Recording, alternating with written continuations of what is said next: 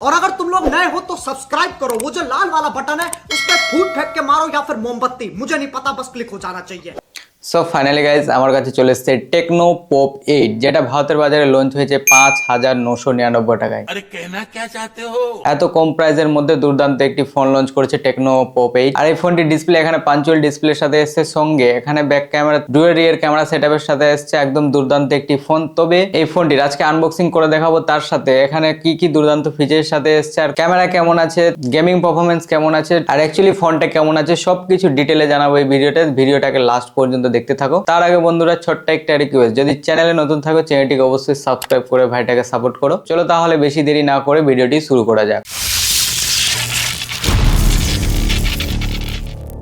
তো বন্ধুরা এই ফোনটি আমি কয়েকদিন আগে অর্ডার করেছি, তবে ফোনটি আজকে যে এসছে। আর এই ফোনটির ফুল রিভিউ করার জন্য ফোনটি আগে আমি আনবক্সিং করে নিয়েছি। তবে ফোনটি ছাড়া এই বক্সটিতে এখানে চার্জার, একটি অ্যাডাপ্টার দেখতে পাওয়া যাচ্ছে, তার সাথে একটি টাইপ সি কেবলও দেখতে পাওয়া যাচ্ছে, কিছু ম্যানুয়াল বুক আছে যেটা আমরা ইউজ করি না, তাছাড়া একটি সিম ইনজেক্টর টুল দেখতে পাওয়া যাচ্ছে, আর একটি কেস রয়েছে যেটা কোয়ালিটিও ভালো আছে। তাছাড়া এই বক্সটির মধ্যে আর কিছু দেখতে পাওয়া যাচ্ছে না। তবে চলো বন্ধুরা ফোনটির প্রথমে ডিজাইন দেখে নেওয়া যাক। তবে ফোনটির এখানে ডিজাইনের কথা বলতে গেলে এখানে প্লাস্টিক ফ্রেমের সাথে আছে, সঙ্গে এখানে ডুয়াল রিয়ার ক্যামেরা সেটআপের সাথে আছে, সঙ্গে একটি এলইডি ফ্ল্যাশ আছে, যেটা দেখতে মনে হচ্ছে আইফোন 13 প্রো ম্যাক্স এর মতো, তবে গরিবের আইফোনও বলা যাবে।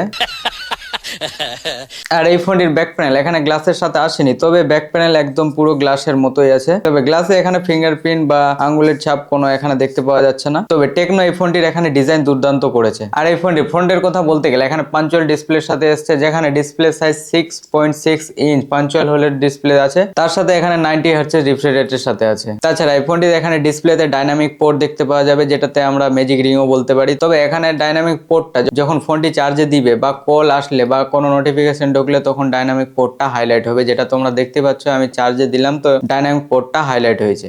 দুর্দান্ত একটি ডিসপ্লের সাথে এই ফোনটিতে দিয়েছে। তাছাড়া বন্ধুরা ফোনটির এখানে ব্যাক প্যানেলে দেখতে পাচ্ছ টেকনোর ব্র্যান্ডিং করা আছে নিচের সাইডে। আর এই ফোনটিকে দেখে কেউ বলতে পারবে না যে এটি 6000 এর মধ্যে ফোনটি আছে। আর বন্ধুরা এই ফোনটির এখানে রাইট সাইডে দেখতে পাওয়া যাচ্ছে পাওয়ার বাটন আর ভলিউম বাটন, যেখানে পাওয়ার বাটনের সাইন ফিঙ্গারপ্রিন্ট মাউন্টেন সেন্সরও দিয়েছে, যেটা আমি টেস্ট করে দেখলাম একদম অ্যাকুরেট ভাবে দুর্দান্ত ভাবে কাজ করছে, কোনো প্রবলেম এখানে ফেস করছে না। তো একদম দুর্দান্ত একটি টেকনোর দিক থেকে এই ফোনটি এসছে। তাছাড়া এখানে ফোনটি নিচের সাইডে দেখতে পাচ্ছি এখানে একটি স্পিকার গ্রিল দিয়েছে, তার সাথে টাইপ সি পোর্ট থাকছে, একটি মাইক্রোফোন আর 3.5 mm এর হেডফোন জ্যাক থাকছে। আর এই ফোনটি লেফট সাইডে এখানে সিম ইনজেক্টর টুল দিয়েছে, যেখানে দেখতেই পাচ্ছ। আরেকটি এই ফোনের ভালো কথা হলো যে এটি ফোনটি ডুয়াল স্পিকারের সাথে দিয়েছে, মানে উপরেও একটি স্পিকার দিয়েছে, যেটা একদম মানে এত কম প্রাইসের মধ্যে ডুয়াল স্পিকারের সাথে আসে না ফোনে। যাই হোক, তবে টেকনো এই ফোনটিতে দিয়েছে, মানে দুর্দান্ত একটি ফোনের সাথে দিয়েছে। তাছাড়া বন্ধুরা এই ফোনটির আমি সাউন্ড কোয়ালিটি চেক করেছি, তো সাউন্ড কোয়ালিটিটা কেমন আছে তোমরা একটু শুনে নাও।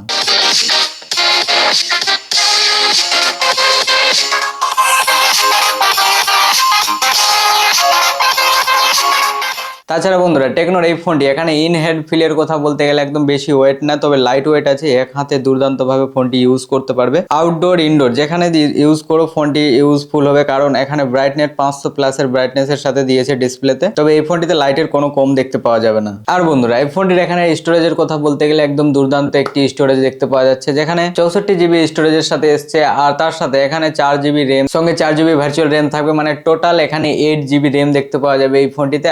দুর্দান্ত একটি র্যামের সাথে এই ফোনটিতে দিয়েছে টেকনো এত কম প্রাইসের মধ্যে। আর এই ফোনটির র্যাম ম্যানেজমেন্ট আমি চেক করে দেখলাম, একদম কোন রকম এই ফোনটিতে এখনো কোনো প্রবলেম ফেস করেনি। তবে গেমিং পারফরমেন্স এর কথা বলতে গেলে এখানে ফ্রি ফায়ার নরমালি একটু ভালো খেলতে পারবে, কিন্তু বিজিএম এর মতো গেম রান করতে একটু প্রবলেম ফেস হতে হবে। তবে এতটুকু বলে রাখি, টেকনোর এই ফোনটি গেমিং এর জন্য না, যারা গেমার এই ফোনটি গেমিং এর জন্য ইউজ করতে পারবে না। তাছাড়া এই ফোনটি ডে টু ডে যে কোনো কাজ ভালোভাবে করতে পারবে। তাছাড়া এখানে ইউটিউব কন্টেন্টও দুর্দান্ত ভাবে দেখতে পাবে, এখানে ডিসপ্লের কোনো প্রবলেম ফেস করবে না। তাছাড়া এই ফোনটি ইউআই এর কথা বলতে গেলে এখানে অ্যান্ড্রয়েড 13 এর সাথে লঞ্চ হয়েছে, যেটাতে কিছুটা ব্লডওয়্যার দেখতে পাওয়া যাচ্ছে, তবে কোনো প্রবলেম নেই, এই ফোনটির ব্লডওয়্যার গুলো আনইনস্টল করা যাবে। তাছাড়া এখানে ফোনটির প্রসেসরের কথা বলতে গেলে এই ফোনটিতে ইউনিসক T606 এর প্রসেসরের সাথে দিয়েছে, দুর্দান্ত একটি প্রসেসর এই ফোনটিতে দিয়েছে ৫,৯৯৯ টাকায়। আর এই ফোনটির এখানে ক্যামেরার কথা বলতে গেলে ডুয়াল রিয়ার ক্যামেরা সেটআপের সাথে দিয়েছে, যেখানে মেন ক্যামেরা 12 মেগাপিক্সেলের সাথে আছে। তবে এই ফোনটির এখানে মেন ক্যামেরার কিছু ফটো ক্লিক করেছি, যেটা তোমরা স্ক্রিনে দেখতে পাচ্ছ, কিছু ন্যাচারাল ন্যাচারাল ছবি আছে, কিছু হিউম্যান ছবি আছে, কিছু আমার ছবিও তুলেছি যেটা দেখতে পাচ্ছ। তবে ক্যামেরার এখানে কোয়ালিটি কেমন আছে,